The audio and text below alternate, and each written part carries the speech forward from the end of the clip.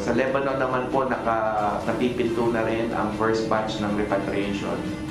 Meron ng mga 170 na nagpatala. Like Israel, may kaunting hamon sa flight bookings. Kaya hindi po maibulto yung pagpapauwi. But rest assured, meron na hong napipintong first batch sa Lebanon.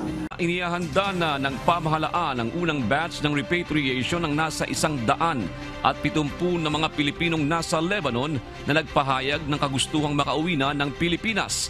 Ayon po sa Department of Migrant Workers o ayon kay Department of Migrant Workers o DMW Officer in Charge Undersecretary Hans Leo Kakdak, na daragdagan pa ang bilang ng mga Pilipino na nagpapatala at humihiling sa pamahalaan na makauwi na ng Pilipinas. Sa gitna ito ng lumalalang tensyon sa Southern Lebanon sa pagitan ng pwersa ng Israeli military at Hezbollah militants.